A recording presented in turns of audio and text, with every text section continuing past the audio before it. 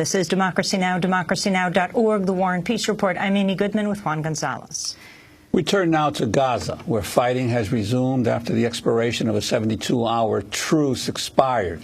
Israel said it launched airstrikes after Palestinians fired at least 18 rockets into southern Israel after the ceasefire ended. Palestinian officials say a 10-year-old boy was killed earlier today when an Israeli airstrike hit near a mosque in Gaza City. 6 other people were wounded in the attack. Hamas rejected an extension of the 72-hour ceasefire, saying Israel had failed to meet a key Palestinian demand to ease the crippling blockade on Gaza. A Hamas military wing spokesperson earlier called on Palestinian negotiators holding indirect talks with Israeli negotiators in Cairo to refuse any ceasefire extension unless its long-term demands were met. This is Abu Obaida. We urge the Palestinian delegation who is negotiating not to extend the ceasefire deal unless there is an initial agreement to the demands set by our people, and foremost is the seaport. Israel's 29-day offensive in Gaza killed nearly 1,900 people, including at least 1,354 civilians, 415 of them children. More than 10,000 people have been injured. 500,000 Palestinians have been displaced, with at least 187,000 still living in UN emergency shelters. 10,000 homes have been completely destroyed, 30,000 partially wrecked. Meanwhile, 64 Israeli soldiers were killed in Gaza. 3 civilians died in Israel. To talk more about the situation in Israel and Palestine, we go to Tel Aviv, where we're joined by Uri Avnery, longtime Israeli peace activist and writer. He's a former member of the Israeli Knesset, the parliament, and the founder of the Gush Shalom peace movement. He writes a weekly column published in several countries and is the author of many books, including 1948, A Soldier's Tale, The Bloody Road to Jerusalem, Israel's Vicious Circle, and My Friend, the Enemy. Uri Avnery, welcome to Democracy Now! Can you talk about the end of the ceasefire and what this means? Well, I think everybody is very sad about it because we all have hoped that the war has ended. But the war is going on, and if there's no new ceasefire, things will get worse on both sides. Israel says that it was Hamas that broke the ceasefire by shooting rockets into Israel. Can you respond? That's very easy to answer. The ceasefire was in force until 8 o'clock this morning. No one broke it. It was just not renewed. Now, you have been a long-time founder and leader of the peace movement in Israel. What is the state of the peace movement in your country right now?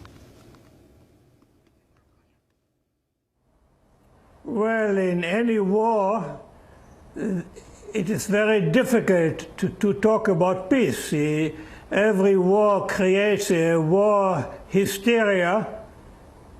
People become super patriotic. People don't want to hear any criticism of their government or their country. So it's a bad situation, but there are demonstrations against the war going on every day. Tomorrow evening, on Saturday evening, there will be a very big demonstration in the center of Tel Aviv. So the peace movement is not silent. You have a long history, Uri Avnery, that goes, to say the least, back to before the establishment of the State of Israel. You were born in Germany. You fled Nazi Germany with your family. You were part of the Irgun when you were, 15 years old. Can you talk about the Irgun and the Stern gang in pre-state Israel, what you were doing there, and what these organizations did?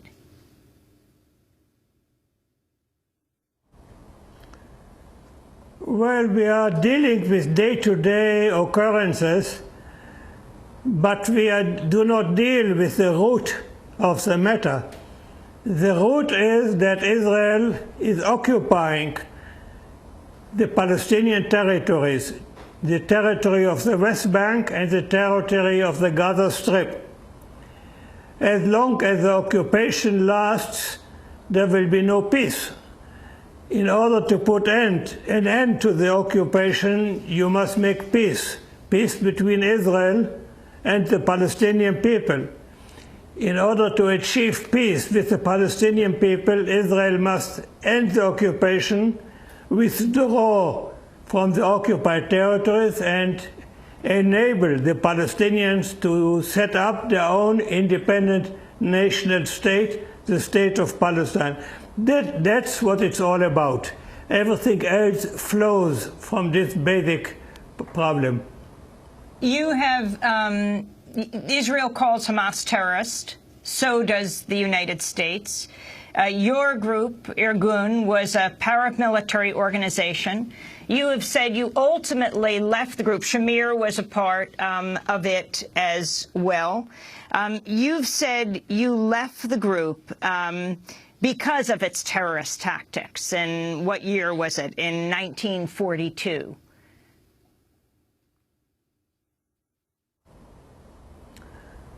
Well, I was a member of a terrorist organization when I was 15 years old.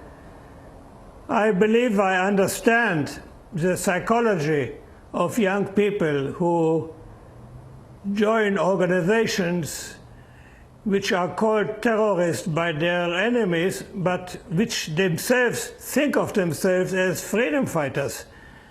Hamas thinks it's fighting for the freedom of Palestine. They are deeply convinced of this, and therefore they are fighting, and everybody must admit that they are fighting very well.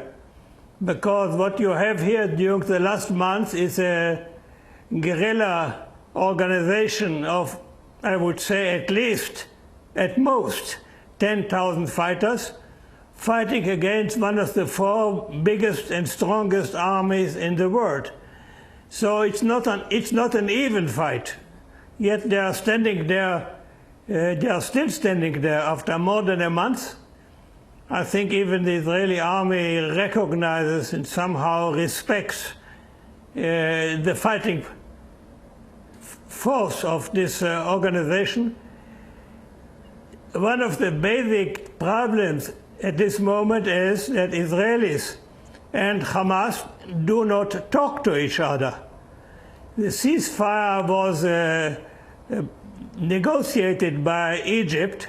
Egypt at this moment is against Hamas more than Israel. At this moment, Egypt and Israel are very close partners. So Egypt appearing as a negotiator, the mediator of an honest broker is ridiculous. The same way that the American mediation was ridiculous. America is a very, very, very close ally of Israel. President Obama repeats like a parrot the most basic Israeli propaganda, and so does John Kerry. So we don't have somebody who can mediate and who's being trusted by both sides. I think Hamas went to Cairo to these ceasefire negotiations full of apprehension, full of distrust towards Egypt. I myself would say that there's a very simple solution to this. I think Israel and Hamas must talk to each other. When people are firing on each other and trying to kill each other, indeed killing each other, the best solution is that they start to talk with each other. I think if Israelis and the Palestinians would sit together or opposite each other at one table and thresh out their real problems, trying to understand, be able to understand each other, the whole thing would look very differently. The Palestinians Hamas cannot and will not agree to a real ceasefire, long-lasting ceasefire, if there is a blockade on the Gaza Strip. This is the basic local problem. You have 1.8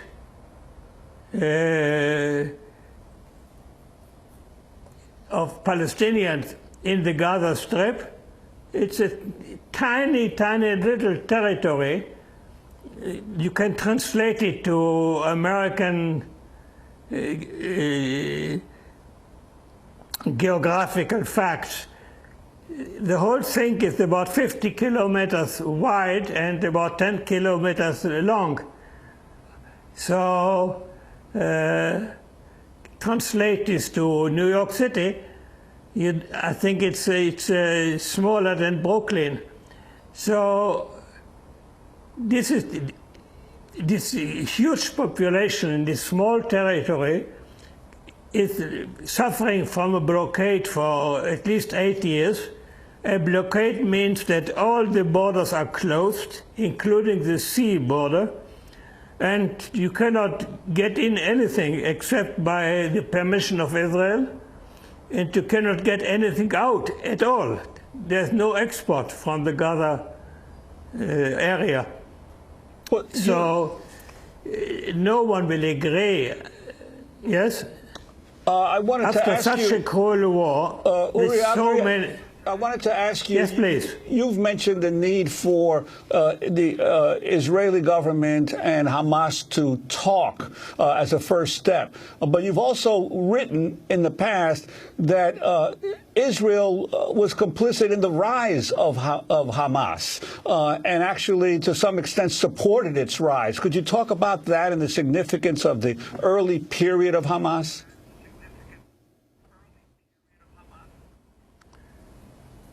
Well, at the time, before 93,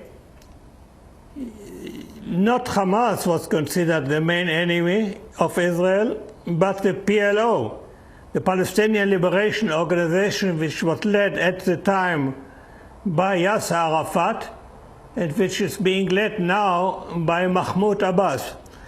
Because they considered the PLO the main enemy, they believed that any enemy of the PLO would be a friend of Israel. Under occupation, you cannot have any real political activity. Any political activity in the occupied territories was completely forbidden. You went to prison for any kind of political activity, except that you could not close the mosques. So Islamist people who go to the mosque to pray were the only people in the occupied territories who could come together, gather and plan action. And this is how Israel did not create Hamas, but Hamas was tolerated by Israel in order to fight against Yasser Arafat and the PLO.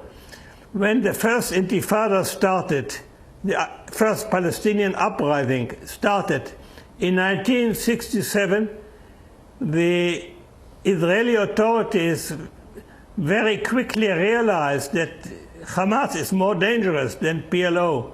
So they made peace with the PLO, the Oslo Agreement in 1993, and the PLO today is a kind of partner of Israel, and Hamas has become the main enemy. They are much more dangerous because they are much more fanatical. They are very strongly religiously motivated. And at this moment we have the strange situation that Israel today would like Mahmoud Abbas, the leader of the PLO and the Palestinian Authority, they want Mahmoud Abbas to help Israel against Hamas. This delegation, which is now conducting negotiations in Cairo for the Palestinian people, is led by Mahmoud Abbas. So it's a full swing, it's a full reversal of Israeli policy. We have to break, but we're going to come back to the discussion with you. And we want to also ask you about that moment in 1982 when you crossed lines and you were the first Israeli Yasser Arafat ever met. When you met with Yasser Arafat, Uri Avnery is a longtime Israeli peace activist. He started in the Irgun, the Zionist paramilitary organization, when he was a teenager. He left there concerned about terrorist activity, ultimately founded one of the first peace groups in Israel. He was a member of the Knesset and met with Yasser Arafat. We'll talk all about that when we come back.